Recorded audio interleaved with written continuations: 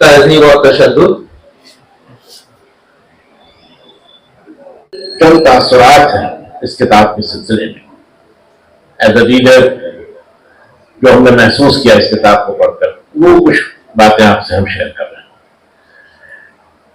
کہ اس کتاب میں جو بہت ہی اہم بات ہے وہ یہ ہے کہ جو بھی باتیں کہی گئی ہیں، جو بھی آرگومنٹس دیے گئے ہیں، ان سب کے ساتھ بہت ہی مضبوطی کے ساتھ بہت اسٹرانگ ڈھنگ سے جو ضروری اسٹیٹسٹیکل ڈیٹیل ہیں، جو ٹیبلز کی شکل میں، مثلا یہ کہ کتنا تشدد مغربی ملکوں نے کیا ہے، تو باضابطہ ٹیبل میں کس ملک میں کب کون سی جنگ لڑی، کس کے خلاف لڑی، کتنی کیجولٹیز ہوئی، اور ایسے ہم سمجھتے ہیں کہ 20-25 ٹیبل ضرور ہیں جس میں ہر طرح کی باتوں، اب جیسے یہ کہ جو امریکہ کے بارے میں خاص طور پر کہ کتنے ملکوں میں اس کے فوجی اڈے ہیں، اور ایک پیٹرن اس کو بھی بہت اچھے سے سامنے لایا گیا ہے کہ ایسے اڈے کن ملکوں میں اور وہاں کے حکمراں کون ہیں، اور کس طرح وہ حکمراں اپنے عوام کی نمائندگی نہیں کرتے ہیں، جو ویسٹرن انڈیویجل ہے اس کا جو انٹرسٹ ہے، اس کے جو مفادات ہیں، اس کا تحفظ کرتے ہیں۔ تو یہ بہت ہی جو کمپلیکیٹڈ صورتحال ہے ابھی، اور فلسطین میں جو کچھ ہو رہا ہے وہ ہماری آنکھوں کے سامنے ہے، اور اس کتاب میں جو حقائق دیے گئے ہیں اگر آپ ان کو دیکھیں گے تو فلسطین میں آج جو ہو رہا ہے اس کو سمجھنے میں بھی آپ کو بہت مدد ملے گی، کیونکہ یہ جو کچھ ہو رہا ہے یہ ایک سلسلے کی ایک کڑی ہے۔ جو کچھ افغانستان میں ہوا، جو کچھ عراق میں ہوا، کسی حد تک سیریا میں ہوا، لیبیا میں ہوا، اسی سلسلے کی یہ سمجھنے کی تازہ ترین کڑی ہے۔ اگر آپ اس پس منظر میں ان حالات کو، فلسطین کے حالات کو سمجھیں گے تو آپ کو کچھ نئے ڈیمینشن، اس کی کچھ نئی جہات اس کے آپ کے سامنے آئے گی۔ دوسری بات جس سے ہم بہت زیادہ متاثر ہوئے وہ یہ کہ یہ کتاب ایک ایسے شخص نے لکھی ہے جو نہ تو ہسٹورین ہے، نہ پولیٹیکل سائنٹسٹ ہے، نہ فارن افیئرس کا کوئی ایکسپرٹ ہے، ایک سرجن میڈیسن سے تعلق ہے۔ تو یہ ہم کہہ رہے تھے کہ اس کتاب میں خود ڈاکٹر صاحب نے لکھا ہے کہ سائنس کا اسٹوڈنٹ ہونے کے ناطے جو ان کو ٹریننگ ملی کہ کسی بھی چیز کو دیکھو تو اس کے ساتھ جو فیکٹس ہیں، جو ڈیٹا ہے، اس کو پرکھو اور اس کو بالکل غیر جانبداری کے ساتھ پیش کرو۔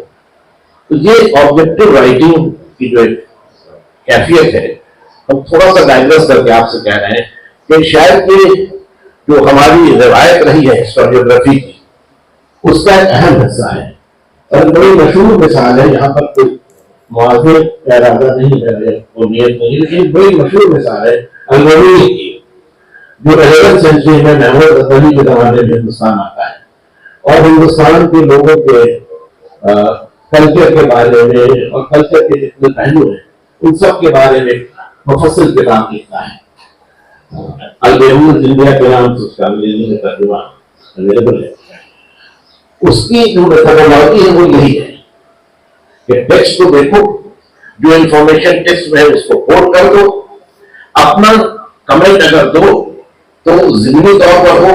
اور باقی جو قاری ہے، جو ریڈر ہے، اس پر یہ کام چھوڑ دو کہ وہ اپنا کنکلوژن، اپنا نتیجہ خود سے ڈرا کر سکے۔ تو پہلی کہا کہ موازنے کی میری کوشش نہیں ہے، اور دونوں کتابوں کا بالکل الگ الگ انداز ہے، لیکن وہ جو آبجیکٹیوٹی ہے وہ اس کتاب میں ہے، اور یہ اس کی دوسری بڑی خوبی ہے۔ تیسری چیز یہ ہے کہ بہت عرصہ پہلے میرے خیال میں ڈاکٹر صاحب کی نظر سے وہ کتاب ضرور گزری ہوگی، ہم 60s کی بات کہہ رہے ہیں، ایک کتاب چھپی تھی، آتھر کا نام ہم کو ابھی نہیں یاد آ رہا ہے، کہ اس کا ٹائٹل تھا دے ڈیئر ٹو اسپیک، وہ بولنے کی ہمت کرتے ہیں، اور اس میں کوئی امریکن آتھر تھا، سوری کہ ہم نام نہیں یاد کر پا رہے ہیں، اس نے دکھایا تھا کہ امریکن سینٹ میں کون ایسے ممبرز ہیں، چند لوگوں کے نام تھے، جو جوش لابی کے خلاف بولنے کی ہمت رکھتے ہیں۔ بزنس کتاب تھی، ہم یہ کہیں کہ ڈاکٹر صاحب کے ساتھ بھی وہ بات صادق آتی ہے کہ dares to speak. ایسی باتیں جو عام طور پر لوگ کہنے سے گریز کرتے ہیں اس کو ڈاکٹر صاحب نے کہنے کی جرات کی ہے اور یہ قابل تعریف ہے. اور آخری بات یہ کہ ابھی کچھ دن پہلے عسکری میموریل لیکچر میں صاحب بات کر رہے تھے, ان کا عنوان بہت دلچسپ تھا, mythology, history and falsity, writing the past in modern times. اس میں انہوں نے اس ایک بات پر کافی زور دیا تھا کہ کئی طرح کے میتھس مفروضے ہیں جو کر دیے جاتے ہیں, کریٹ کر دیے جاتے ہیں ایسے میتھس, اور پھر انہیں کو رفتہ رفتہ تاریخ کی شکل دے دی جاتی ہے اور ہسٹری بن جاتے ہیں. ابھی جو کچھ ہو رہا ہے اس کے سلسلے میں بھی بہت ساری میتھس پروپیگیٹ کی جا رہی ہیں, اور ممکن ہے آنے والے وقت میں ان کو ہسٹری میں بھی کہیں پر جگہ مل جائے. اور ہم آپ کو یہاں بیٹھے ہم زیادہ بہتر طور پر جانتے ہیں کہ خود ہمارے ملک میں ہندوستان کی تاریخ کے سلسلے میں کیا ہو رہا ہے, کس طرح کی میتھس اور کس طرح کے مائتھولوجیز اور ہسٹری کا حصہ بنایا جا رہا ہے. اور جو میتھس ہے اسلامک سویلائزیشن کے بارے میں کہ اسلام میں تشدد ہے, مسلمانوں کا مزاج ہی ہے کہ آپس میں جھگڑے یا دوسروں سے جھگڑے, وہ امن اور سکون کے ساتھ نہیں رہ سکتے ہیں, یہ سارے میتھس جو کریٹ کیے گئے ہیں, کثرت ان باتوں کو اس کی تشہیر کی گئی ہے. ان تمام میتھس کو ڈیمولش کرنے کی ایک بہت اچھی اور بہت مستحصل کوشش ڈاکٹر داؤدی نے اس کتاب میں کی ہے. تو یہ کچھ ایسی باتیں ہیں جو ہم کو اس کے ترجمے کے سلسلے میں بہت زیادہ متاثر کرنے والی باتیں ہم کو لگی. ہم نے اختصار سے اسی کے بارے میں آپ سے اپنے تاثرات کہے, اور ہم نے پہلے بھی کہا ہے کہ کتاب کا تعارف کرنے کا حق ڈاکٹر صاحب کا ہے جو اس کے مصنف ہیں, اور ظاہر ہے کہ کسی اور شخص کی بنسبت وہ بہت بہتر طور پر اس کا تعارف آپ کے سامنے کرا سکیں گے.